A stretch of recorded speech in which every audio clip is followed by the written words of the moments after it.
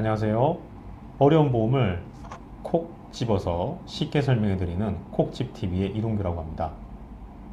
이번 시간에는 뒤에 보이는 자동차가 움직이는 게 보이시잖아요. 네, 자동차 사고와 관련된 이야기를 좀 드리려고 합니다. 운전들 많이 하시죠? 지금 이 영상을 보시는 분께서 사고를 혹시라도 내셨다면 어떻게 해야 될까요? 저는 이제 보상팀에서 한 7년 정도 근무를 해본 경험이 있는데요. 사고를 내신 분들께서 5글자의 이야기를 하셨다면 굉장히 일이 많이 줄어드는 일이 있었는데, 그렇지 않아서 일이 꼬이고 힘들어지는 경우를 많이 봤거든요. 어떤 말씀을 하시면, 가해자가 어떤 이야기를 하면 피해자가 좀 수긍을 할까요? 이 영상을 보시는 분이 사고를 내셨다면 괜찮으세요? 이 5가지 이야기를 먼저 하시면 됩니다. 의외로 괜찮으신가를 묻지 않아서 사고가 큰 일을 많이 봤거든요. 또 반대로 괜찮으냐 이 말 한마디에 많은 것들이 해결되는 경우도 많습니다. 그래서 괜찮으신지를 먼저 물어보시는 게 첫 번째고요. 두 번째는 사고를 낸 가해자라면 이제 사고의 뒷수습을 하셔야 됩니다. 근데 뒷수습을 하는데 크게 2가지로 파트가 나뉩니다. 하나는 여러분이 가입하고 있는 자동차 보험에서 모든 일이 끝나는 사고들입니다.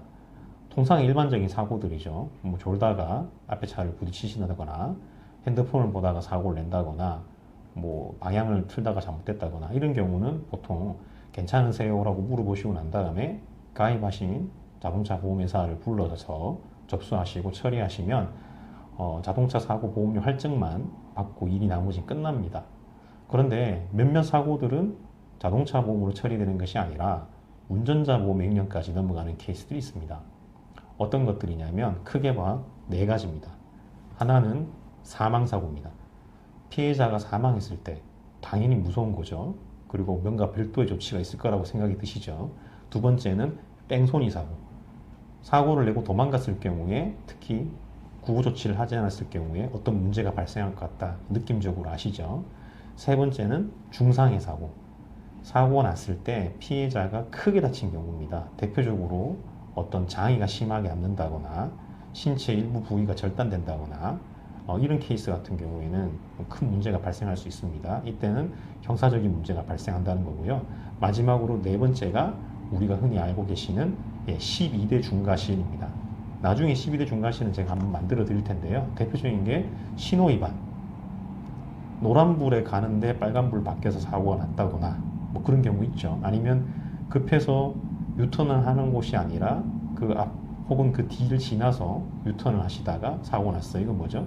중앙선 침범. 그 다음에 그 기름로로 가시다가 인도를 걸어 가시는 분 사고 냈습니다. 인도 침범. 이런 것들 같은 경우를 합의를 보셔야 되는 케이스들이거든요. 이것은 보험회사에 종합보험을 가입했다 손 치더라도, 자동차 보험에서 종합보험을 가입했다 손 치더라도 피해자하고 별도의 합의가 필요한 그런 상황이다라는 겁니다. 그래서 이거는 어디서 담당하느냐? 여러분이 익히 알고 계시는 운전자 보험에서 담당하는 거죠. 일단 사고를 내신 분이라면 내가 사고가 낸 것이 자동차 보험으로 끝나는 거냐, 즉 민사상해 책임으로 끝나는 것이냐, 아니면 자동차 보험 외에 다른 절차를 거치는 것이냐를 생각을 하셔야 됩니다.